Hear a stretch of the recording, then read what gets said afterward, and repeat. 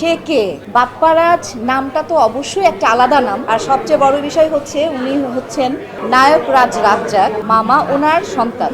আর আমি হচ্ছি বেগম আনোয়ারা, হ্যাঁ, ওনার সন্তান।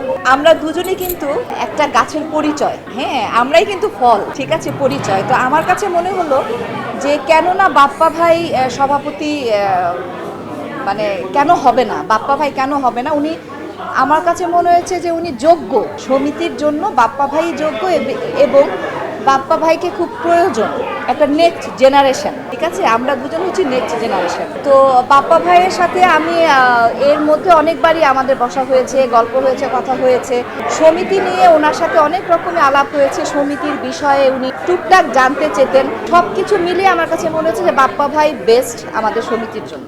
আর ওনাকে রাজি করানোটা, প্রথমে উনি বলেছিলেন যে আমি তো কখনো নির্বাচন করিনি, আমি আসলে বিষয়গুলো জানি না। তা আমি বলেছিলাম যে আপনার কিছুই করতে হবে না, আপনি শুধু ইয়েস বলবেন, আপনি শুধু দাঁড়াবেন।